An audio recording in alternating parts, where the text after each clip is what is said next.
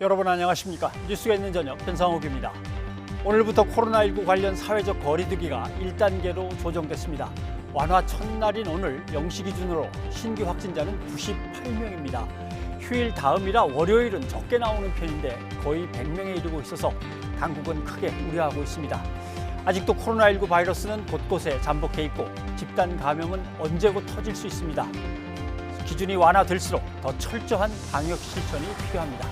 뉴스가 있는 저녁, 오늘 준비한 내용을 안비령 앵커가 소개합니다. 전해주시죠. 오늘의 주요 소식 정리해드립니다. 코로나19 확산을 막기 위해 실시되는 사회적 거리두기가 기존 2단계에서 1단계로 완화됐습니다. 이에 따라 대형 학원이나 노래 연습장 등 이른바 고위험 시설이 오늘부터 문을 열고 스포츠 경기에는 경기장 수용 가능 인원의 30%까지 관중이 입장할 수 있게 됐습니다. 이번 조치를 둘러싼 기대와 우려, 전문가를 연결해 알아보겠습니다. 거리두기는 완화됐지만 산발적인 지역사회 감염이 계속되고 있습니다. 추석 연휴 모임에서 일가족 7명이 감염된 대전에서는 이 모임과 관련해 인근 어린이집에서 새로운 집단 감염이 발생했습니다. 코로나19 속보 잠시 뒤에 전해드리겠습니다. 대규모 손실을 빚은 라임 자산 운용 사태와 관련해 로비 여부를 두고 정치권의 공방이 거세지고 있습니다. 강기정 전 청와대 정무수석은 자신에게 5천만 원을 전달했다고 주장한 김봉현 전 스타모빌리티 회장을 직접 검찰에 고소했습니다. 나경원 전 미래통합당 의원의 자녀 특혜 의혹과 관련해 검찰이 서울대 병원 등을 압수수색한 사실을 추미애 법무부 장관이 국정감사에서 공개했습니다. 나 의원은 정권의 권력 독주를 막으려 했던 자신이 괘씸죄에 걸린 것이라고 주장하며 반발했습니다. 나 전 의원을 둘러싼 의혹 취재 기자와 짚어보겠습니다. 첫 소식입니다. 사회적 거리두기 1단계 완화 조치의 첫날입니다.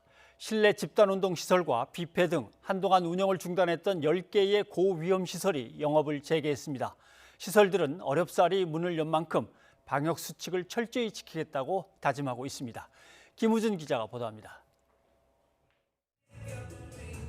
고위험 시설로 분류되는 줌바 댄스 연습실. 정부의 거리두기 완화 조치에 따라 80여일 만에 다시 문을 열었습니다. 강사들은 오랜만에 회원들을 볼 수 있다는 마음에 설레는 마음을 감추지 않습니다. 너무 반가운 소식이고요. 그동안 너무 우려가 컸었고 저희도 너무 수업이 제대로 진행이 안 돼서 저뿐만 아니라 여러 운동하시는 분들, 강사님들 너무 마음고생이 많았거든요. 화려한 조명 속에 격한 몸동작이 이어지는 수업 시간. 수강생들은 숨이 턱끝까지 차올라도 수업이 끝날 때까지 마스크를 벗지 않았습니다. 오랜만에 나오니까 조금은 힘들었고요. 그래도 코로나 때문에 많이 걱정을 했는데 우리도 전부들 이렇게 마스크 쓰고 하니까 조금은 괜찮았어요. 강화된 조치로 한동안 수업이 중단됐던 헬스장 GX 수업도 활기를 되찾았습니다.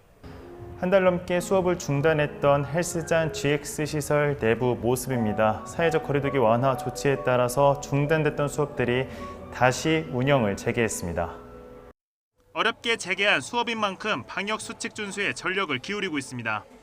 지금까지 했던 것처럼 온도 체크 철저히 하고 그리고 방역을 철저히 해서 이제 우리 회원님들이 더 안심하시고 운동할 수 있게 할 거고요. 대기업이 운영하는 가맹점형 대규모 뷔페들도 손님 맞이 준비에 한창입니다. 테이블 간격을 띄우는 것은 물론 자리 사이사이마다 투명 아크릴판을 설치했습니다.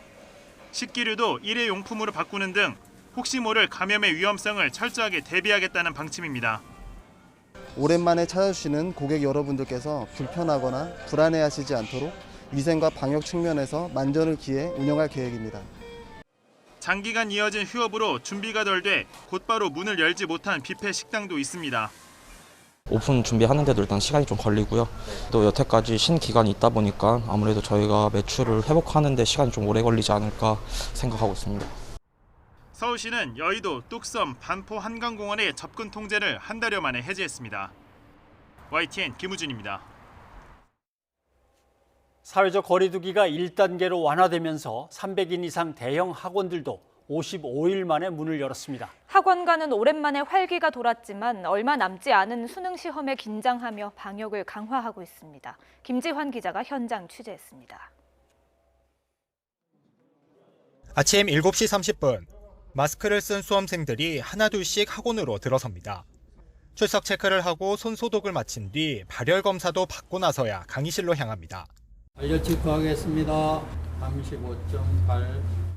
고위험 시설로 지정돼 집합 금지된 지 55일 만에 대형 학원들이 문을 열었습니다. 집에서 원격으로 수업을 받던 재수생들은 현장 수업이 더없이 반갑습니다.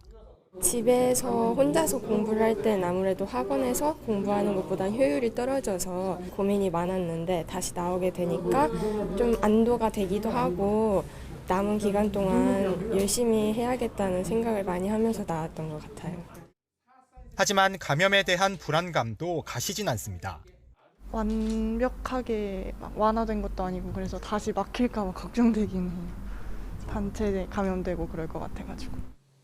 혹여 확진자라도 나오면 수업이 중단될 수밖에 없는 만큼 대면 수업을 재개한 학원들은 방역을 강화했습니다. 하루 두 번 방역 작업을 하고 쉬는 시간마다 손길이 닿는 곳은 수시로 소독합니다. 밀집도를 낮추기 위해 교실마다 학생 수를 줄였는데요. 이렇게 50명 정도 들어올 수 있는 교실도 거리 두기를 위해 인원을 20-30명 정도로 제한합니다. 마스크 착용은 기본, 점심시간에는 발열 검사를 한 차례 더 하고 식당에선 한 칸씩 띄어 같은 방향을 보고 앉도록 했습니다. 특히 수능이 얼마 남지 않은 만큼 더욱 긴장감이 높습니다. 재개원된 것이 한편으로는 굉장히 기쁩니다만 또 한편으로는 굉장히 무섭기도 합니다. 50여일 남은 시점이에요. 그때까지 아이들을 안 걸리게끔 하는 거. 이제 방역에 이제 핵심이 가는 거예요. 거리두기 단계는 완화됐지만 300인 이상 대형 학원뿐만 아니라 소규모 학원도 방역 수칙은 의무적으로 지켜야 합니다. 정부는 마스크 착용, 거리두기, 소독 등 핵심 수칙을 지키지 않은 게 확인되면 다시 집합금지 명령을 내리고 다음 달 13일부터는 300만 원 이하 벌금도 부과할 예정입니다. YTN 김지환입니다. 문재인 대통령은 사회적 거리두기 1단계 완화 조치는 코로나를 방역의 통제 속에 둘 수 있다는 자신감에 근거한 결정이라고 설명했습니다. 이제는 경제 회복에도 속도를 내겠다며 방역과 경제 모두 성공한 국가로 나아가겠다고 밝혔습니다. 차정윤 기자입니다. 거리두기 완화 첫날 문재인 대통령은 코로나19 통제에 대한 강한 자신감을 보였습니다. 전 세계적인 재유행 상황에서도 우리 정부가 통제 가능한 수준으로 관리하고 있기에 사회적 거리두기를 완화할 수 있었다는 진단입니다. 한국은 매우 예외적으로 선방하고 있다고 자신 있게 말할 수 있습니다. 이번에 방역 완화 조치는 우리가 코로나를 방역의 통제 속에 둘 수 있다는 자신감에 근거한 것입니다. 다만 한순간의 방심으로 다시 걷잡을 수 없는 확산이 이어져서는 안 된다는 점도 강조했습니다. 앞으로의 방역은 엄격한 통제를 완화해 자율성이 커지는 만큼 책임도 무거워질 것이라고 밝혔습니다. 시설 운영 중단이나 폐쇄를 최소화하면서 업종별 위험도에 따른 정밀 방역을 시행하는 만큼 철저하게 방역 수칙을 지켜달라는 겁니다. 위반할 경우 영업 정지 처분이나 구상권 청구 등 물어야 할 책임이 더욱 강화된다는 점도 분명히 했습니다. 그러면서 방역과 동시에 경제 회복에서도 확실한 성과를 내겠다는 점도 강조했습니다. 어려움에 처해 있는 중소상공인과 자영업자들을 생각하면 매우 마음이 무겁습니다. 이번 거리두기 단계 조정이 다시 힘을 낼 수 있는 계기가 되길 희망합니다. 문 대통령은 가장 큰 방역 위기로 봤던 추석 연휴 고비를 잘 넘기고 있다고 진단한 만큼 앞으로는 본격적인 경제 살리기 행보에 고비를 더 잴 것으로 전망됩니다. YTN 차정은입니다. 오늘부터 사회적 거리두기가 완화되면서 확진자 추이에 관심이 집중되고 있습니다. 오늘 0시 기준 신규 확진자 수는 98명으로 100명에 육박했습니다. 단풍철을 맞아 산을 찾는 사람들이 크게 늘어날 것으로 전망되면서 국립공원의 단체 탐방은 제한됩니다. 이어진 기자입니다. 공교롭게도 거리두기를 1단계로 하향 조정한 첫날, 세 자릿수에 가까운 신규 확진자가 나오면서 방역 당국이 긴장하는 모습입니다. 일요일이라 검사 건수가 평일의 절반 수준으로 줄었는데 오히려 확진율이 크게 올라간 겁니다. 국내에서는 의료기관과 가족, 지인 모임을 고리로 한 집단 감염이 이어졌고 해외 유입 확진자는 네팔에서 온 13명이 무더기로 양성 판정을 받으며 7월 말 이후 최대치를 기록했습니다. 여전히 의료기관 그리고 또 추석 연휴 이후에 가족 지인 간의 모임을 통한 전파 사례가 상당히 증가하였고 방문 판매에서의 신규 사례도 보고가 되고 있습니다. 서울 서대문구 장례식장에서 지난 8일 첫 확진자가 나온 이후 10명이 추가로 확진 판정을 받았습니다. 경기 수원시 스포츠 아일랜드와 관련해서는 지난 6일 첫 확진 환자가 발생한 이후 총 6명이 확진됐습니다. 날씨도 추워지고 환기도 잘 안 되고 감염자가 더 증가할 가능성이 많은데 또 추석 연휴 때 노출되셨던 감염자분들의 잠복기가 아직 다 끝나지 않았고 또 앞으로 한글날 연휴 때 노출되셨던 분들이 또 추가적인 확진자로 나올 가능성. 중앙재난안전대책본부는 단풍철을 맞아 10월 17일부터 11월 15일까지 국립공원에서 대형 버스의 직영 주차장 이용을 막아 단체 탐방을 제한하기로 했습니다. 또한 공원의 정상과 전망대, 쉼터 등 등산객이 몰릴 수 있는 58개 장소에 출입금지선을 설치하고 설악산과 내장산에서 운영 중인 케이블카는 탑승 인원을 절반으로 줄입니다. 올해는 가급적 비대면으로 단풍놀이를 즐기시고 국립공원을 찾으실 때에도 가족 등 소규모 단위로 언제 어디서나 방역수칙을 준수하며 안전하게 이용하시기를 바랍니다. 방역당국은 거리두기 단계 조정에 따라 경각심이 흐트러질까 가장 우려된다며 방역수칙을 철저히 지켜줄 것을 당부했습니다. YTN 이여진입니다. 대전에서는 추석에 가족 모임을 한 또 다른 일가족이 확진된 데 이어서 어린이집을 통한 집단 감염이 발생했습니다. 확진자 가운데 일부가 학교 등과 관련이 있는 것으로 조사돼 추가 감염이 우려되고 있는데요. 대전시는 수도권과 같은 강화된 사회적 거리두기를 시행하고 상황을 예의주시하고 있습니다. 이상곤 기자입니다. 대전의 한 아파트에 있는 어린이집에서 집단 감염이 확인됐습니다. 앞서 확진 판정을 받은 일가족 7명 가운데 손자가 다니는 곳입니다. 첫 감염자가 확인된 뒤 원생과 교사 등 10여 명을 긴급 검사한 결과 확진자가 무더기로 나왔습니다. 먼저 감염이 확인된 일가족은 추석 연휴 기간인 지난 3일 함께 모여 식사를 했고 일부는 평소에도 왕래가 있었던 것으로 조사됐습니다. 방역당국은 가족 간 감염이 이루어진 뒤 어린이집까지 감염이 확산한 것으로 보고 있습니다. 또 확진된 어린이집 원아들이 24개월 미만이라 마스크는 쓰지 않았던 것으로 파악했다고 설명했습니다. 어린이에 대해서는 마스크 착용 의무가 없습니다. 특히 질병관리청에서는 24개월 미만 어린이에 대해서는 마스크 착용할 적에 건강에 우려가 있다 해서 마스크 착용을 권장하지 않고 있습니다. 지난 10일 대전에서 확진된 30대 남성도 이들 일가족 중 일부와 유성구의 한 병원에서 접촉이 있었던 것으로 조사됐습니다. 해당 병원에서 추가 확진자가 나오지는 않았지만 문제는 또 다른 확진 사례가 발생할 수 있다는 점입니다. 일가족 확진자들의 직업이 목사와 초등학교 교사, 유치원 파견교사 등 다양하기 때문입니다. 대전에서는 이미 한 차례 추석 이후 벌초를 함께 다녀온 일가족과 접촉자들이 잇따라 확진 판정을 받았습니다. 이 때문에 대전시는 정부 방침대로 사회적 거리두기를 완화하면서도 오는 16일까지 수도권과 같은 강화된 1단계 방역 조치에 들어갔습니다. 방역당국은 추석 연휴 이후 산발적 감염 가능성이 아직 남아있다며 이번 주 확산 추이를 지켜본 뒤 방역 조치를 조정할 계획이라고 밝혔습니다. YTN 이상곤입니다. 코로나19 바이러스가 휴대전화의 액정이나 지갑 속 지폐에서 길게는 28일이나 살 수 있다는 연구 결과가 나왔습니다. 방역당국은 현실에 적용했을 때는 결과를 예측하기 어렵다면서도 손 씻기와 표면 소독을 강조했습니다. 이형원 기자입니다. 코로나19가 물체 겉면에서 한 달 가까이 생존한다는 연구 결과가 나왔습니다. 호주 질병대비센터에 따르면 코로나19가 휴대전화 액정 같은 유리나 지폐 표면에서 최장 28일 사는 것으로 나타났습니다. 어두운 환경에서 20도씨 상온으로 실험한 결과인데 17일 정도 생존하는 독감 바이러스보다 훨씬 강력하다는 평가입니다. 특히 그동안 국내에서 코로나19가 골판지에서 하루, 유리 표면에서는 이틀 살아남는 것으로 알려졌던 것과는 큰 차이가 납니다.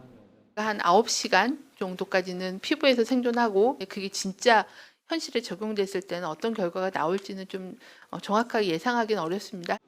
실험 디자인에 따라 정도 차이는 있겠지만 일정 시간 바이러스가 검출되는 것은 공통적인 특징이라고 강조했습니다. 물체 표면이 바이러스에 노출됐을 때는 감염에 주의해야 한다는 건데 가장 중요한 것은 손 씻기입니다. 비말을 통한 직접적인 전파와 아니면 손을 통한 눈, 코, 입 점막을 통한 전파가 다 가능해서 마스크와 손 씻기 이 두 가지가 다 중요하다는 말씀을 드립니다. 표면 소독도 빼놓을 수 없습니다. 휴대전화와 책상, 키보드, 손잡이와 엘리베이터 버튼, 수도꼭지까지 손이 자주 닿는 곳은 철저히 소독해야 합니다. 살균제나 물에 희석한 락스를 적신 천으로 닦아야지 뿌리기만 해서는 효과가 없습니다. YTN 이영훈입니다.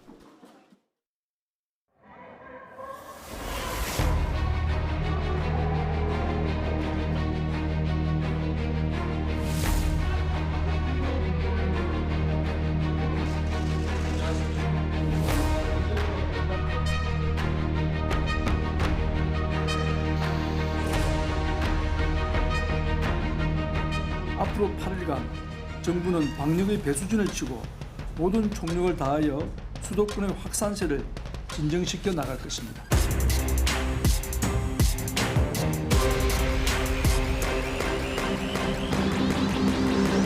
조금 아픔이 있다 하더라도 빨리 좀 더 강화해서 빨리 해결하는 게 더 좋지 않겠나 그렇게 생각합니다. 좀 있으면 이제 추석이 다가오잖아요. 추석 때 또 왕래가 많으니까 그때 생각하면은 강화하는 게 나쁘지는 않을 것 같아요. 이번 방역 조치 조정으로 영업에 조금이라도 숨통이 트이고 생업을 지켜나가는 데 도움이 되길 기대합니다.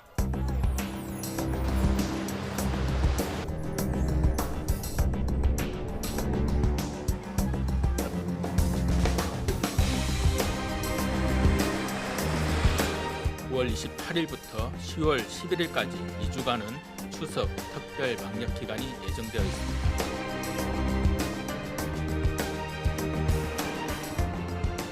추석 등 10월 연휴의 영향이 어떻게 나타날지도 조금 더 지켜봐야 하는 상황입니다. 전국 2단계 거리두기를 1단계로 완화하되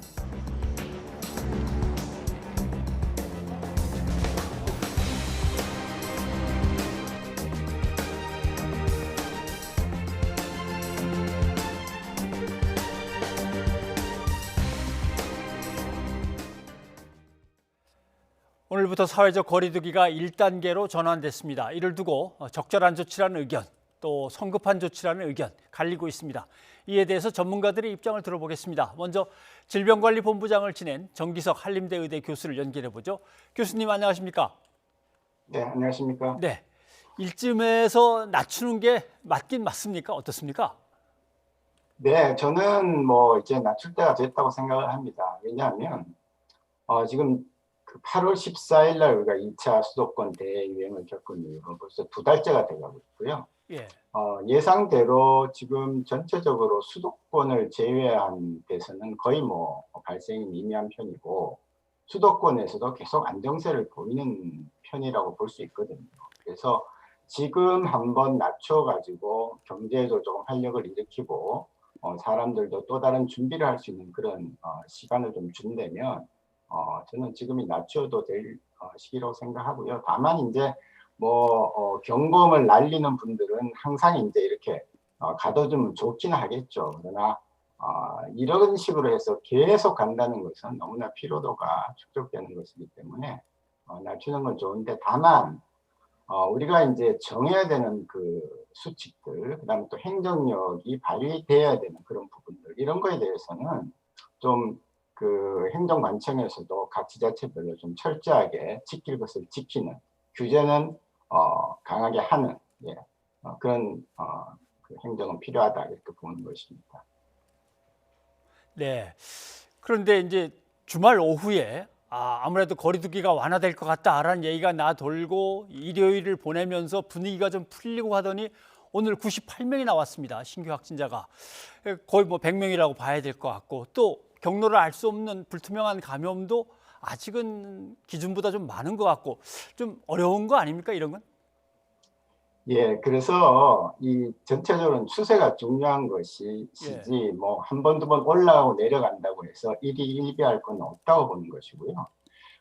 물론 올라가서 앞으로 또 이 상태에서 유지가 안 되고 어떤 새로운 집단 감염이 터지면서 올라갈 수는 있을 것입니다. 그러면 그때 가서 그 상황에 맞는 조치를 취하면 되는 것이지 언제 터질지도 모르는 상황에 대비해서 계속 전체적으로 사회를 누르고 간다는 것은 조금 맞지 않는 것이고요. 다만 지금 이제 그 화면에 나오듯이 특히 그 감염 경로 불명 사례 비율이 5% 미만이 돼야 1단계 가야 되는데 정부가 그렇게 기준을 제시하고는 이거는 지키지 않은 것이 되었죠. 그러나 이 부분은 지금 19%까지 나오기 때문에 이거는 꼭 낮춰야 됩니다. 그래서 역학조사에 조금 더 전력을 경주를 해서 인력도 투입하고 좀 실력 있는 분들도 더 많이 참여해서 이걸 꼭 낮춰야 되겠고요.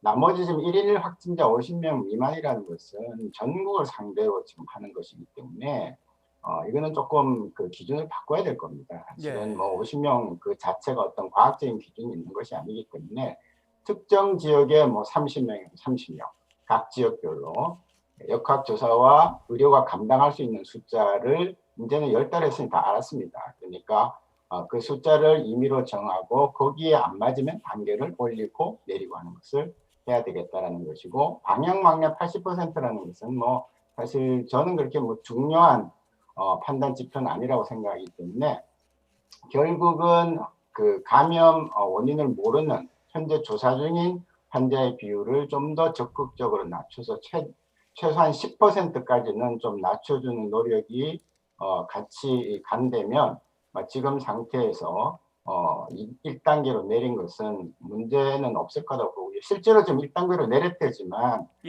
하도 그동안 이제 뭐 자꾸 바뀐 것이 많아서 저조차도 지금 일일이 따라가기는 힘들 실정이지만 일부는 사실은 2단계에서 더 강화된 2단계에 해당되는 과거에 해당되는 그런 부분도 보이고요. 새로 이제 자꾸 지침이 바뀌기 때문에 좀 혼선이 있긴 하나 수도권에서만 조금 더 신경을 써서 관리를 한다면 나머지 이 지역은 큰 문제가 없을 거다 그렇게 봅니다. 알겠습니다. 그런데 이제 본격적인 행락철이 이제 시작이 되는 거고요. 거기다가 뭐 이렇게 표현하면 맞을지 모르겠습니다만 날이 차가워지면서 실내에서 더 지내게 되고 밀폐된 곳에서 많이들 모여 있을 수도 있어서 이런 완화 조치가 자칫 겨울을 넘기면서 크게 위험을 맞지 않을까 그런 걱정도 있습니다. 그런 걱정이 있습니다. 그리고 실제로 금년이 가기 전에 제3차 대유행은 올 거라고 저는 예상을 합니다. 왜냐하면 뭐 그 여러 가지 통계나 경험적으로 봤을 때에 호흡기 바이러스가 그냥 겨울을 넘어가는 적은 없거든요. 그러나 다행히도 금년 초에 인플루엔자의 행태를 보면 상당히 그 발생률이 낮았고 그 외에 다른 폐렴들은 많이 낮았습니다. 그래서 국민 각자가 조심은 하겠지만 그래도 3차 유행이 오긴 올 건데 그 오는 것이 어떤 규모로 언제 어떻게 오는지를 한 번도 맞춘 적이 없어요. 맞출 수가 없기도 하거든요. 그래서 지금 여유가 있을 때는 좀 다른 준비를 하는 시간을 좀 드리고 그 다음에 추세를 봐가면서 단계를 올릴 때 그전같이 이렇게 1, 2, 3단계로 단순하게 해가지고는 기준을 알 수가 없습니다. 그래서 적어도 한 5단계 정도는 한 다음에 그전에 우리가 부르던 1.5단계, 2.5단계를 4단계, 2단계로 만든 다음에 각 단계별로도 뭐 가나다라든지 이런 수칙을 만들어서 국민 누구나 예측할 수 있는 그런 단계를 만들어 놓고 오르락내리락 하는 것이 맞거든요. 그래야 국민들이 보고 이 숫자가 이렇게 넘어가고 상황이 이러니까 단계가 올라갈 것 같아. 그러면 내가 불편할 테니까 좀 협조를 해야지. 좀 더 신경을 써야지. 그러면 안 올라가는 겁니다. 암만 단계로 올려놔도 국민들의 협조가 없으면 코로나19는 정부에서 막을 수가 없는 노릇이거든요. 정기석 교수님 오늘 여기까지 듣도록 하겠습니다. 고맙습니다. 네, 감사합니다. 네, 그러면 이번엔 이대 목동병원의 천은미 호흡기내과 교수를 연결해서 계속 얘기를 들어보겠습니다. 교수님 나와 계시죠? 네, 안녕하십니까? 1단계 완화 조치에 대해서 어느 게 제일 걱정스러우십니까? 추석을 연휴를 잘 지켜주셔서 그 자영업자분들이나 국민들 입장에서는 참 반가운 소식이 될 수는 있습니다. 예. 하지만 추석 연휴에 대한 잠복기나 또 한글날 그런 연휴에 대한 그런 잠복기가 이번 주까지는 좀 지속이 될 수 있어서 저는 개인적으로 조금 빠르지 않았나, 한 일주일 정도 더 지켜봤으면 좋겠다는 생각이 들었습니다. 그렇지만 이미 1단계로 하향이 되어 있기 때문에 우리가 이 시점에서 개인 방역을 잘 지켜서 이 상태에서 바이러스와 같이 생활을 해나가는 그런 식으로 좀 했으면 좋겠습니다. 하지만 분명히 앞으로 이 확산세가 증가될 수 있는 소지는 분명히 있다고 생각합니다. 네, 뭐 노래방이라든가 공연장이라든가 아니면 대형 학원, 뷔페, 실내 집단 운동시설 여러 가지가 있는데 어디가 제일 불안하십니까? 저는 개인적으로 클럽하고 노래방입니다. 네, 클럽에서는 아무래도 또 술이나 음주뿐 아니라 노래, 그다음 춤 이런 거로 활동을 많이 하게 되고 예. 노래방 같은 데는 우리가 노래를 하기 때문에 바이러스가 그 공간에 밀폐된 공간에 머물 수 있어서 다음에 들어가시는 분이 감염이 될 수 있기 때문에 그쪽에 대해서 조금 더 세밀한 방역 지침이 필요할 것 같습니다. 네. 물론 교수님도 바짝 조여가지고 오래 끌고 갈 수 없다는 거는 인정을 하시는 거죠? 네, 맞습니다. 그렇지만 우리가 방역을 할 때 다시 한번 확산세가 증가가 된다면 예. 다시 또 단계를 올려야 되고 그러면 국민들과 자영업자 모두 너무 힘든 상황이 되기 때문에 우리가 지금 상태에서 최선을 다해서 우리가 5월, 8월과는 달리 그 개인 방역, 마스크 쓰기에 대해서 아주 교육이 잘 돼 있습니다. 전 국민들이 너무 협조를 잘하고 있고요. 예. 네, 이번에야말로 정말 K-방역의 그런 실체를 보여줄 수 있는 기회라고 생각합니다. 네.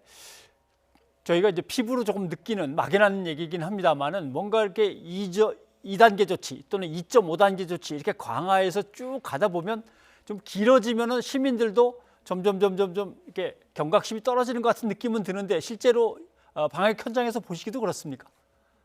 네, 그렇습니다. 식당이나 카페를 가보면 초반에 많이 또 확산세가 늘 때보다는 지금은 마스크를 안 쓰고 대화를 한다든지 예. 식당에서도 오랫동안 대화를 하는 경우가 상당수 있습니다. 그게 아마 좀 많이 지친 것들이 많이 보입니다. 국민들 입장에서도. 그렇기 때문에 우리가 간헐적으로 그런 방역에 대해서 자주 얘기를 해주고 정부에서도 좀 자세히 설명을 한다든지 격려를 해주는 것이 필요할 것 같습니다. 네. 날이 추워지면은 확실히 감염이 확산될 우려는 더 커지는 겁니까? 네, 맞습니다. 우리가 코로나 바이러스나 모든 바이러스는 날씨가 차고 건조해지면 훨씬 활동력이 강해지고요. 생존력도 강해집니다. 특히나 건조해지면 이 바이러스가 무게가 가벼워지기 때문에 공기 중에 오래 머물 수 있고 밀폐된 공간에서 더 감염력이 증가될 수 있습니다. 네, 알겠습니다.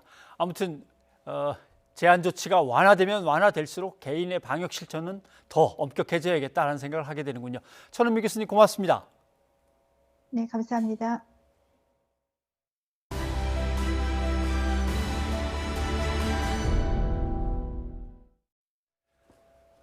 다음 소식입니다. 대규모의 손실을 부른 라임 옵티머스 사태가 국회 국정감사의 또 하나의 뇌관으로 떠올랐습니다. 국민의힘은 권력형 비리로 규정하고 여권 인사들의 실명까지 거론하면서 총공세에 나섰습니다. 더불어민주당은 진실을 밝혀야 한다면서도 거짓 주장이나 의혹 부풀리기에는 단호하게 대응하겠다고 강조했습니다. 우철희 기자입니다. 국민의힘은 라임 옵티머스 사태를 문재인 정권의 권력형 비리 게이트로 규정했습니다. 연루 의혹이 제기된 여권 핵심 인사들의 실명을 하나하나 거론하면서 압박을 가했습니다. 강기정 전 청와대 정무수석에게는 이미 로비 목적으로 5천만 원이 건네졌다는 진술이 수차례 나와 있는 상태이고 이낙연 대표를 비롯해 이재명 지사, 기동민 의원의 이름까지도 검찰 수사에 대한 강한 불신도 드러냈습니다. 현재 검찰 수사팀은 핵심 증언을 조서에서 빼고 몇 달에 걸쳐 사건을 뭉갰다면서 특별수사단 구성이나 특별검사 도입을 요구한 겁니다. 더불어민주당 역시 검찰이 대상을 가리지 말고 엄정하고 철저하게 수사해야 한다면서 진상규명의 필요성에 대해서는 공감했습니다. 다만 이낙연 대표 사무실의 복합기 임대료 대납 의혹을 근거 없는 거짓 주장으로 간주하고 단호한 대응을 예고했습니다. 아무런 의혹도 남기지 말고 진실을 밝혀주기 바랍니다. 우리는 근거 없는 거짓 주장이나 의혹 부풀리기에는 단호히 대응할 것입니다. 이 같은 여야의 공방은 국회 국정감사장에서도 고스란히 재현됐습니다. 국회 정무위에서 진행된 금융위원회 국감에서 국민의힘은 금융위 직원과 옵티머스 김재현 대표 간의 녹취록을 공개했습니다. 금융위가 옵티머스의 대주주 변경 사후 신청의 편의를 봐줬다는 주장입니다. 날짜를 오늘 날짜로 좀 부탁드리겠습니다. 아, 그래요? 예, 12월 5일로 돼 있는데 처음에 건강을 그렇죠. 그렇죠. 그거는 날짜가 너무 앞이죠. 아, 그러면은 입수한 제보의 내용이나 또 정황을 볼 때 우리 금융위원회도 여기서 자유로울 수 없다는. 이와 관련해 민주당은 특별한 언급을 하지 않은 가운데 대규모 펀드 사기나 불완전 판매를 방지할 수 있는 법과 제도의 개선을 주문했습니다. 계속 불완전 판매 이슈로만 접근한 것이 아니고 사기 사건을 형사적으로 어떻게 처리해야 될지 이런 관점에서 전면적으로 다시 리뷰하는 게 필요하다고 생각합니다. 농림축산식품해양수산위에선 농어촌공사의 옵티머스 30억대 투자를 두고 여야 모두의 질타가 쏟아졌습니다. 정권 핵심 인사들의 연루 의혹으로 라임 옵티머스 사태가 국정감사를 뒤흔들 또 하나의 이슈로 급부상한 가운데 내일 있을 금융감독원 국감에서도 치열한 논쟁을 예고하고 있습니다. YTN 우철입니다. 옵티머스 자산 운용의 정관계 로비 의혹에 대해 선거관리위원회도 조사에 들어갔습니다. 민주당 이낙연 대표의 지역 사무실 복합기 대여료 한 달 11만 5천 원을 옵티머스 관련 회사가 대신 냈다는 의혹인데요. 이 대표 측은 참모진이 지인에게 빌려왔을 뿐이라고 반박했습니다. 송재인 기자입니다. 민주당 이낙연 대표가 지난 4월 총선 전부터 써온 서울 종로구 사무실입니다. 사무실 안에는 최신형 사무기기인 복합기가 설치돼 있었고 총선 이후로도 사용해왔습니다. 문제는 복합기 대여료를 여권 인사 로비 의혹이 제기된 옵티머스 자산운용의 관계사가 대납했다는 겁니다. 실제 복합기 계약서에 명시된 계약자는 법인인 트러스트홀. 옵티머스 펀드 사기로 재판에 넘겨진 인물이 실소유한 회사입니다. 지난 2월부터 3년 동안 이 대표 사무실에 설치된 복합기 사용료를 매달 11만 5천 원씩 내기로 계약돼 있습니다.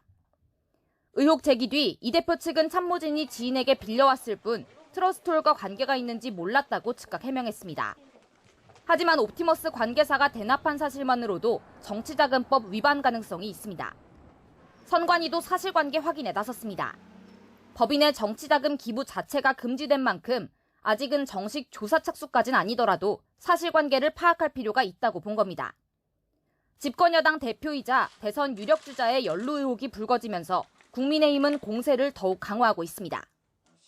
더불어민주당 이낙연 대표 역시 본인의 의혹을 포함해 관련 의원들과 당사자들은 누구이며 어떤 역할을 했는지를 국민 앞에 소상히 밝히고 국민 앞에 사죄해야 할 것입니다. 옵티머스 로비 의혹과 관련해 민주당은 의혹 수준이라며 선을 긋고 있습니다. 하지만 정치자금법 위반 가능성까지 거론되면서 검찰 수사 진행 상황을 예의주시하고 있습니다. YTN 송재인입니다.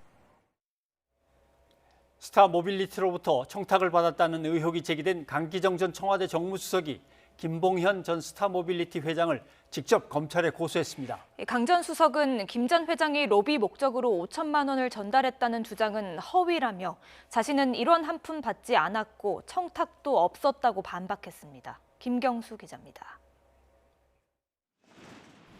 강기정 전 청와대 정무수석이 김봉현 전 스타모빌리티 회장을 위증과 명예훼손 혐의로 고소했습니다.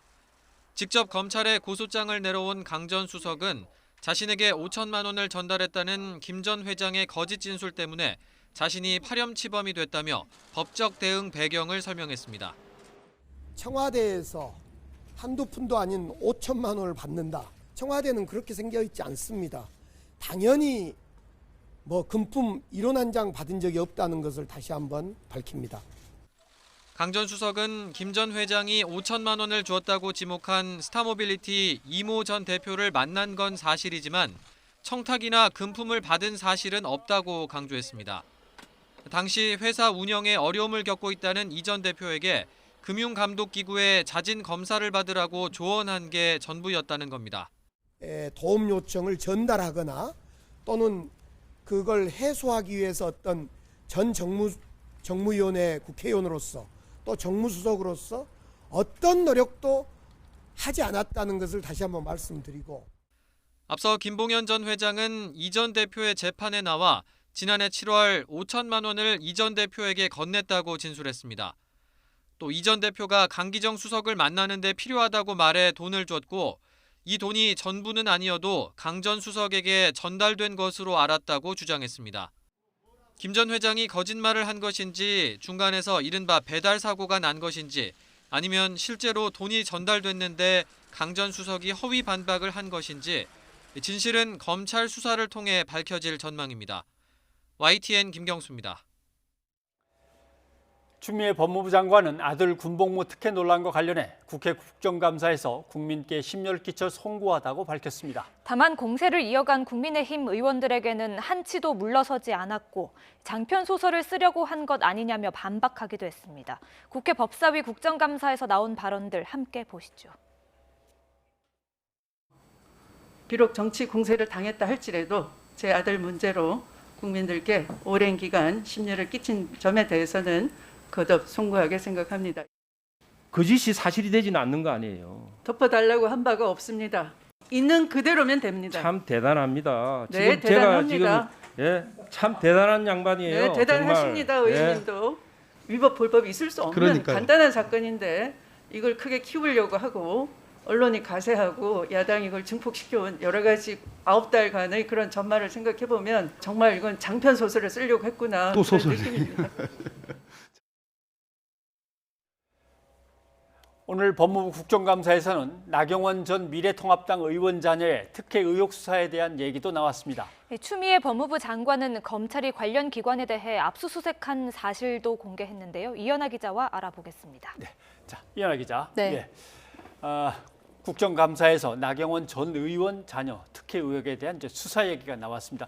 검찰 수사 상황이 어떻게 진행이 됐는지부터 좀 설명을 들어야 될 것 같습니다. 네, 일단 말씀하신 대로 오늘 국회에서는 법무부에 대한 국정감사가 열렸는데요. 나 전 의원 자녀 특혜 의혹 수사는 더불어민주당 신동근 의원의 질문에 대한 답변 과정에서 공개가 됐습니다. 신 의원이 추미애 장관에게 압수수색 영장이 기각된 건 부실 수사가 아니냐 이렇게 묻자 추 장관이 지난달 진행된 압수수색 사실을 공개했습니다. 직접 들어보시겠습니다. 정황 증거가 풍부함에도 불구하고 이렇게 기각당하는 것은 명백한 부실 수사 아닙니까? 어떻게 생각하십니까? 영장은 처음에는 일괄 기각이 됐습니다만 그 이후에 서울대 병원과 스페셜 올림픽 코리아 SOK에 대해서는 재청구해서 발부되었고요. 9월 29일 날 압수수색을 실시했다고 합니다. 네, 그러니까 이 재청구된 압수수색 영장이 발부되면서 서울대병원과 스페셜올림픽 코리아에 대해 검찰이 압수수색을 했다는 건데요. 추 장관은 또 성신여대에 대해서는 압수수색 영장 재청구 여부를 검토하고 있다는 보고를 받았다고 전했습니다. 예, 나 전 의원 자녀 관련 사건에 대해서는요. 그동안 수사 과정이 딱히 밝혀진 게 없었습니다. 그래서 검찰이 제대로 수사하고 있냐 이런 지적도 나왔는데요. 이제 어느 정도 알 수 있게 됐다 이렇게 볼 수 있겠죠. 네, 나 전 의원의 자녀 특혜 의혹은요. 고발만 13번 정도 이뤄졌고 첫 의혹이 제기된 게 한 9년 전인데요. 이런 이유로 이 검찰 수사에 대한 문제 제기가 이뤄진 것이고요. 이 아들 특혜 의혹은 이 연구 발표문 관련입니다. 나 전 의원 아들 김모 씨가 2015년 이 윤영진 서울대 의대 교수의 지도를 받고 미국의 한 컨퍼런스에 게시된 발표문 2건의 제1저자와 제4저자로 등재가 됐습니다. 김 씨는 당시 고등학생 신분이었습니다. 또 나 전 의원의 딸의 경우는요. 2011년 성신여대 특수교육 대상자 전형으로 입학하는 과정에서 특혜 의혹이 제기됐고요. 또 나 전 의원이 스페셜 올림픽 코리아 회장 등을 맡으면서 이 딸을 문체부 장관 승인 없이 당연직 이사를 맡게 하며 사유화했다는 이유로 검찰에 고발당하기도 했습니다. 관련해서는 지난달 사건이 서울중앙지검 형사 7부로 재배당이 됐고 뒤늦게 관계자를 소환해 조사하는 움직임이 있었습니다. 네. 예. 나경원 의원은 검찰 수사든 국정감사에서 지적이 되는 것든 다 반발하고 있는 것 같아요.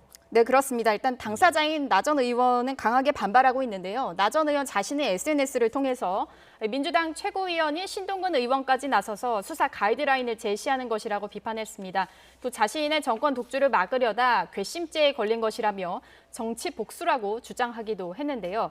반면 추 장관은 검찰이 면피성이라는 오해를 받을 수 있지만 절차에 따라 필요한 수사를 진행하고 있는 것으로 알고 있다. 답했습니다. 또 고발인에 대한 수사만 10차례 넘게 진행하는 동안 피고발인에 대한 수사가 없었다는 지적에 대해 검찰도 오해를 사지 않도록 신속하게 수사하지 않을까 생각한다고 덧붙였습니다. 예. 네, 아무튼 이것은 뭐 검찰의 수사가 일단 진행되는 걸 좀 더 봐야겠습니다. 예. 이현아 기자 수고했습니다.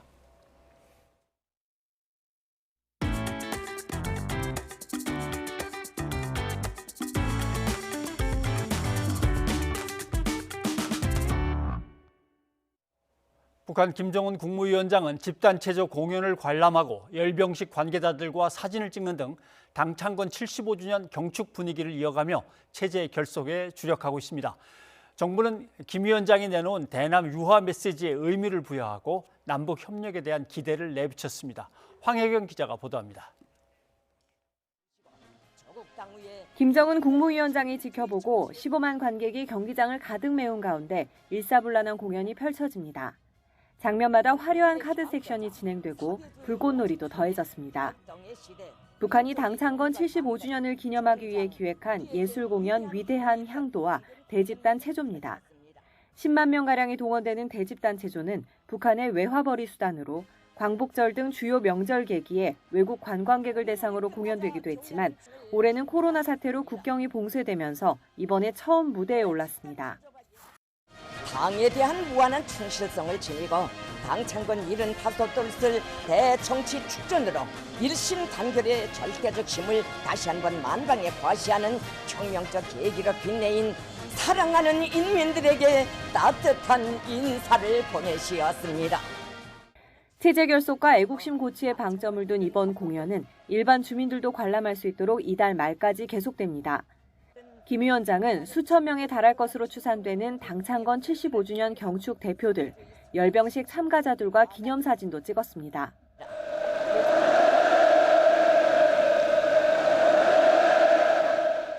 매체들은 김 위원장의 동정을 대대적으로 전하며 감격에 겨워하는 주민들의 반응도 앞다퉈 게재했습니다.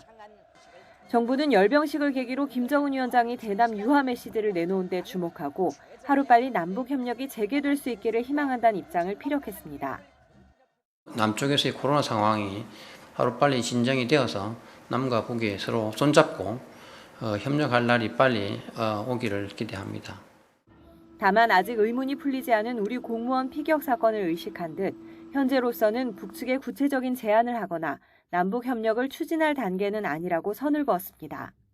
북한도 당분간 80일 전투에 매진하며 내년 정초로 예고한 8차 당대회 준비에 총력을 기울일 것으로 예상되는 가운데 이제 시선은 다음 달 열리는 미 대선에 집중될 전망입니다. YTN 황혜경입니다. 지난 10일에 공개된 북한 노동당 창건 75주년 열병식 당시의 모습입니다. 평양에서 이례적으로 새벽에 열린 이번 열병식에는 김정은 위원장이 지난 2015년 이후 5년 만에 참석하면서 국내외 관심이 높았는데요. 이에 따라 YTN은 조선중앙TV가 녹화 편집한 열병식 화면을 전해드렸습니다. 연합뉴스TV나 TV조선 역시 이렇게 열병식 모습을 중계했습니다. 그런데 배현진 국민의힘 의원이 이 열병식 중계를 두고 뜨악한 장면이라면서 북조선이냐고 비판하고 나섰는데요. 김기현 국민의힘 의원도 페이스북을 통해 적국의 군사 퍼레이드를 기다렸다는 듯이 중계하다니 제정신이냐고 꼬집고는 조선중앙TV에 지불하는 저작권료에 대해 돈 퍼주고 북한 체제 홍보까지 해준 행위라고 주장하기도 했습니다. 그러자 이 같은 야당 의원들의 발언을 그대로 인용한 보도도 잇따랐습니다. 이에 대해 박범계 더불어민주당 의원은 박근혜 정부 시절에 이미 종합편성 채널들이 북한 열병식을 생중계했다면서 그때는 안 섬뜩했고 지금은 섬뜩하냐고 반문하며 김기현 의원과 설전을 벌이기도 했습니다. 직접 들어보시죠. 저는 그 영상을 쭉 처음부터까지 다 봤습니다. 보면서 섬뜩하다는 생각이 들었습니다. 5년 전에 70주년, 그러니까 박근혜 정부 때 이미 그때도 종편 여러 방송들이 다 생중계했습니다. 그때는 안 섬뜩했고 지금 섬뜩하신지 한번 여쭙고 싶고 그러면 섬뜩할 게 뭐 있어요? 북한 늘 그랬고 이미 공개됐고 체제 우위가 우리가 이미 검증이 됐고 실제로 박근혜 정부 시절이던 지난 2015년 10월 10일 북한이 노동당 창건 70주년을 맞아 대대적인 열병식을 열자 종편들은 전례 없는 열병식 중계 경쟁에 뛰어들었는데요.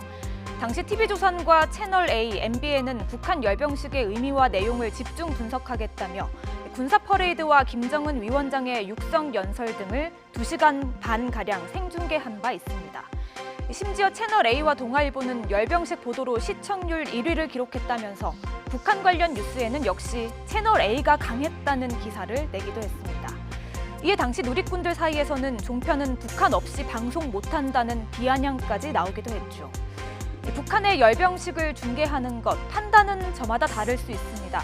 하지만 상당수의 북한 전문가들은 이번 열병식의 경우에는 북한의 대륙간 탄도미사일 ICBM의 공개가 점쳐진 데다 공무원 피격 사건 등으로 남북관계가 예민한 상황에서 김 위원장의 연설을 포함해 열병식 장면 하나하나가 매우 중요한 뉴스였다고 설명했는데요.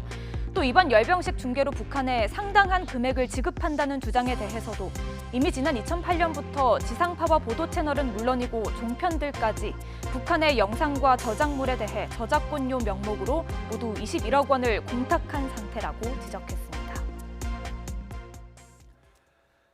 최근 4년 동안 서울 아파트 매매 가격이 무려 58.2%나 올라 평균 8억 4천만 원을 넘은 것으로 나타났습니다.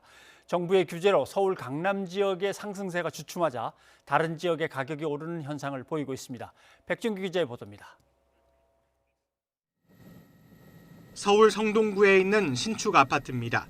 지난 2017년 전용 면적 84제곱미터짜리 매물이 14억 원대에 거래됐지만 최근에는 31억 원에 계약됐습니다. 3년 사이 가격이 2배 넘게 뛴 상황입니다. 성동구는 지난 4년 동안 아파트 평균 실거래가가 85% 넘게 급등해 서울에서 가장 가격이 많이 오른 것으로 나타났습니다. 올해 서울 전체 아파트 실거래가 평균은 8억 4,400만 원을 기록했는데 지난 2016년 5억 3,300여만 원에서 올해 8억 4천만 원을 넘기며 최근 4년 동안 58.2%나 가격이 올랐습니다. 같은 기간 영등포구와 광진구, 송파구의 가격이 70%가량 상승해 서울 전체 아파트 평균값을 끌어올렸습니다. 수도권 전체에서는 성남시 수정구 아파트값이 무려 98.7%나 올라 아파트 평균값 상승률이 가장 높았습니다. 올해 아파트 가격이 가장 비싼 곳은 강남구로 평균 가격이 17억 6,200만 원을 기록했습니다. 수도권 전체로 보면 7개 구나 시의 아파트 평균 가격이 10억 원 이상으로 확인됐습니다. 올해 들어서는 15억 원 초과 아파트에 대한 대출이 끊기고 일부 지역이 토지거래 허가 구역으로 묶이면서 초고가 아파트가 위치한 지역의 가격 상승은 덜했지만 강북과 은평구 등 중저가 아파트가 많은 지역의 집값이 강남권 가격을 따라가는 현상이 나타나고 있습니다.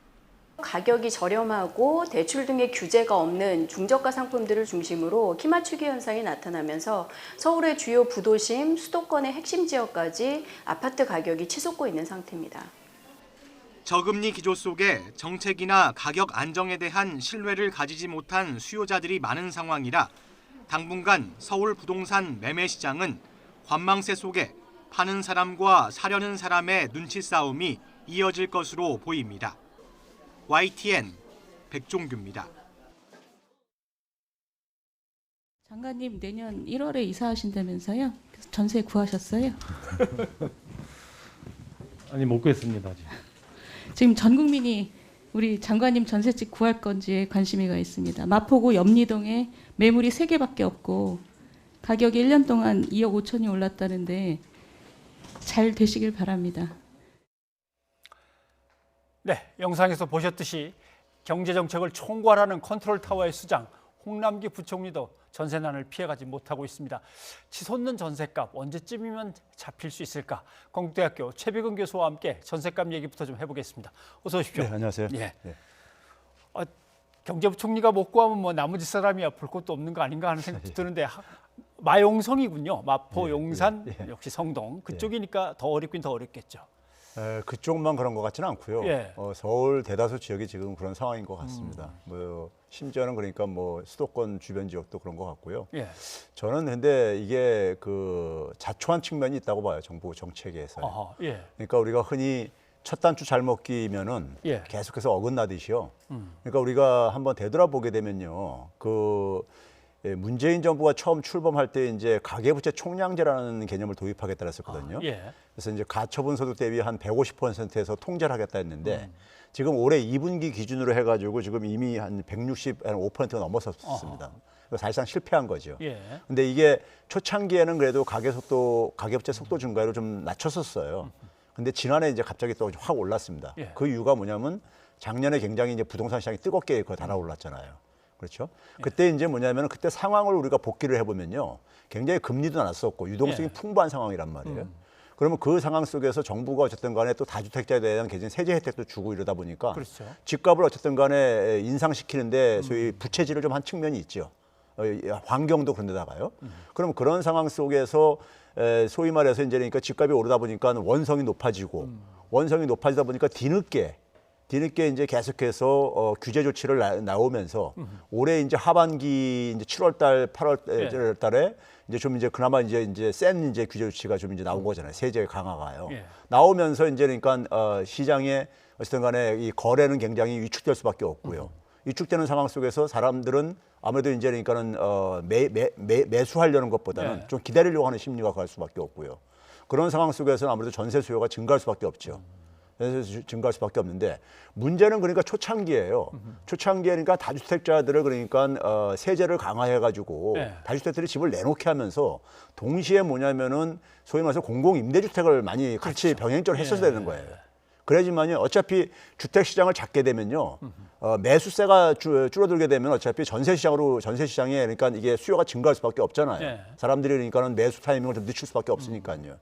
그러면 이제 그러한 부분들을 그러니까 좀 그 종합적으로 고려를 해서 정책을 했어야 되는데 그렇지 않다 보니까는 지금 이제 매수가 좀 이렇게 실종되면서 전세 수요가 그러니까는 증가하는 것은 어떻게 보면 자초했다는 게 제가 이제 그런 말을 드리는 겁니다. 말씀하신 대로 전세 구하기가 어렵다면 예. 전세값에 맞는 쭉 내려가서 좀 작은 중소형 아파트라도 공급이 많이 된다면 그렇죠. 글로 옮겨 탈 수라도 있는데 그렇죠. 지금 그건 준비가 아직 안 됐으니까 뭐 그렇죠. 안 되는 예. 거고요. 근데 전세값이 오른 것이 한 두어 달 된 이 정부의 정책 때문이냐 아니냐 그 책임 문제는 좀 얘기를 해봐야 될 것 같습니다. 전세값이 왜 지금 오르고 있는가? 어떤 사람들은 그거야 집주인들한테 나 더 눌러 앉겠습니다라고 흔히 말하는 계약갱신 청구권을 행사한다든가 아니면 집주인들은 이때 어떻게든 반전세로 바꾸려고 하다 보니까 전세값은 또 뛴다든가 뭐 이런 영향이 있는 건가요? 근데 이제 기본적으로 전세 시장은요, 그 일반 그러니까 우리가 그 주택 매매 시장보다는요, 예. 매매 시장보다는 훨씬 더 수요 공급에 많이 영향을 받습니다.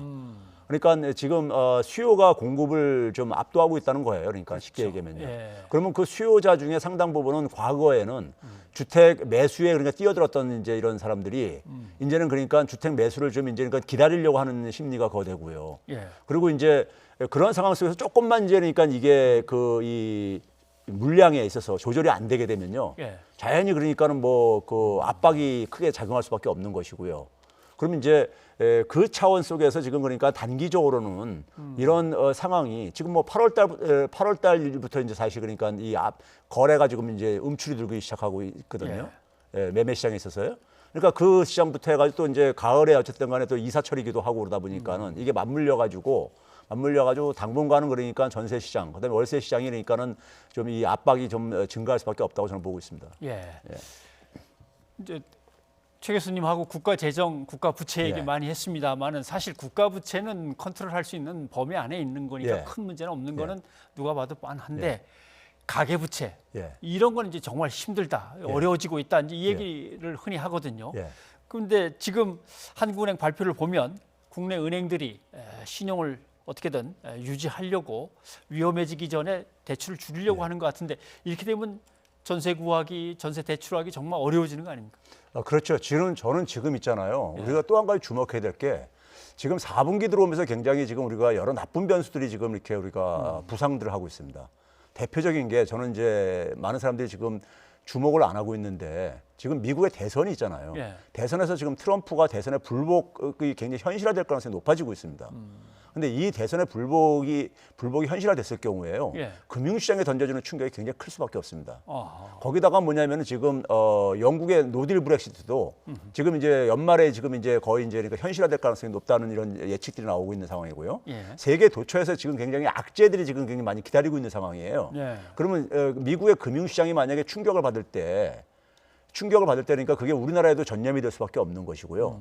전염이 됐을 때 그러니까는 우리나라 그러니까 금융기관이라든가 기업들 입장 속에서는 유동성 확보에 굉장히 신경 쓸 수밖에 없거든요. 예. 그래서 지금 뭐냐면 가게나 기업이나 하여간 뭐 금융기관들도 다 그러니까는 유동성 확보에 좀 그러니까 부동산 같은 경우는 아무래도 그러니까 현금화 시키기가 좀 힘들단 말이에요. 예. 예, 그랬을 때요. 그러니까는 이 그 부동산 시장이 굉장히 더 이제 그러니까 이게 그 좀 부담으로 작용할 수가 있어요. 예. 작용할 수 있을 때 그게 만약에 이제 그러니까는 그 현금화가 되기 힘들 경우에는 일부 가게들 같은 경우는 그게 가계부채하고 맞물려 있기 때문에요. 네. 가계부채를 상환하는데 굉장히 부담으로 작용할 수가 있고요. 그래서 지금 은행들도 그러니까는 사실 신용에 대해서 굉장히 그러니까는 지금 조정에 지금 들어가는 이유가 예. 저는 바로 그러한 이제 측면들을 고려하고 있다고 보고 있고요. 일부 대기업들 같은 경우 또 현금도 확보하려고도 지금 하고 있는 이유가 바로 거기에 있거든요. 그러면 그런 상황 속에서 지금 연말에 지금 가계부채 문제랑 부동산 문제가 네. 부동산 시장이 더군다나 연말과 내년 6월 달까지는 매물이 좀 더 많이 나올 가능성도 있거든요. 지금요. 예, 지금 임대차 그 임대 사업자 했던 사람들도 연말에 나올 물건들이 꽤 있고요. 그렇죠. 그리고 내년 6월 달까지는 그러니까 이제 세제가 이제 그러니까 다시 적용이 되고 있고요. 6월 달부터는요. 그러니까 그 기간 동안이 굉장히 안 좋은 악재가 지금 등장하는 이러한 시기와 맞물릴 가능성이 있다는 얘기죠. 예. 그러면 그랬을 경우에 상당히 부동산 시장이 만약에 우리가 침체되게 되면은 가계부채로 그것이 그러니까 가계부채 부담으로 전가될 수 있는데 이 부분에 대해서 별로 지금 당국에서 네. 별로 깊이 지금 고민을 안 하고 있는 것 같아요. 제가 볼 때는요. 초기에 혼란은 있지만 지나면서 안정이 될 거다 뭐 이런 식으로만 얘기를 하니까요. 그렇죠. 지금 그러니까 대선 불복이라는 것이 굉장히 큰 폭탄입니다. 굉장히 큰 폭탄인 거예요. 예. 미국 금융시장에 그러니까 굉장히 이게 부담으로 작용할 것이고요. 영국하고 미국이 세계 금융시장에 있어서 양대 축이거든요. 네. 근데 영국은 노딜 브렉시트가 또 좀 현실화될 가능성도 있고요. 그럼 이런 상황 속에서 금융시장의 충격이 되게 부동산 시장에 거의 그러니까 동조화로 움직입니다. 예. 지금까지 한 30년 동안에 보게 되면요. 그러면 그랬을 때 이제 저는 부동산 시장이 상당히 그 좀 지금 가능한 거래도 없어지는 이런 좀 줄어든 상황 속에서 예. 이걸 더 가속화시킬 수 있다는 얘기죠. 가속화시키게 되면 결국은 뭐냐면은 그 부동산을 현금화시키지 못하는 가게들 같은 경우는 예. 상당히 가계부채에 이제 그러니까 압박을 받을 수밖에 없는 것이고 그 가계부채가 부실화됐을 때 그 문제는 경제 전체에 영향을 미칠 수밖에 없다는 거죠. 네. 아무튼 현장도 잘 봐야겠지만 거시적인 것들을 좀 잘 따져보고 뭐 새로운 보완책이 나와야 될 것 같고요. 그래서 저는 지금 이 상황 속에서 가계부채 조정을 미리 선제적으로 하는 것이 저는 굉장히 필요하다고 봐요. 미국도 그러니까 금융위기가 가계부채가 터진 거였었거든요. 예. 가계부채 금융위기 터지고 난 다음에 가계부채는 줄어들었는데 중앙정부 부채하고 그다음에 중앙은행 부채가 크게 증가했어요. 예. 근데 그걸 사후적으로 하지 말고 우리는 선제적으로 좀 가계부채 조정을 좀 하는 게 훨씬 더 비용이 적게 든다고 저는 생각합니다. 네, 알겠습니다. 최 교수님 고맙습니다. 네, 감사합니다.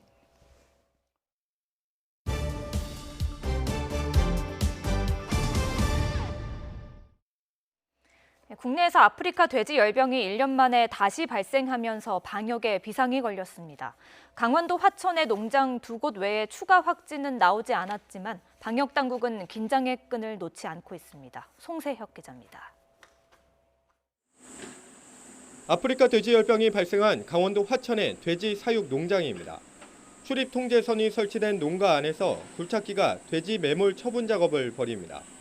앞서 지난 9일 아프리카 돼지열병이 발생한 농장에서 2km 떨어진 곳으로 추가 감염이 확인된 겁니다. 국내 양돈 농장에서 1년 만에 아프리카 돼지열병이 발생하자 방역당국은 긴급 대응에 나섰습니다. 천에는 15개 농가에서 한 2만 6천 도의 이제 양도를 하고 있는데 매우 안타까운 일이 발생했습니다. 그래서 모든 자원을 총동원해서 앞으로 추가 확진이 안 될 수 있도록. 접경지 인근에 있는 경기도와 강원도 14개 시군 양돈 농장 358곳을 정밀 검사한 결과 추가 확진 사례는 나오지 않았습니다. 또 양성 확진된 두 농장과 역학관계에 있는 양돈 농장 50곳 역시 모두 음성 판정을 받았습니다. 첫 확진 농장과 10km 안에 있는 농장 3곳에 돼지 2천여 마리는 매몰 처분하기로 했습니다. 사육돼지와 접촉 가능성이 있는 야생 멧돼지 방역도 강화됩니다. 겨울 번식기 전에 멧돼지를 대대적으로 포획하고 접촉을 막기 위한 광역 울타리 점검도 이뤄집니다. 방역당국은 추가 발생을 막기 위해 농장을 출입하는 차와 사람에 대해 철저한 소독 조치를 당부했습니다. YTN 송세혁입니다.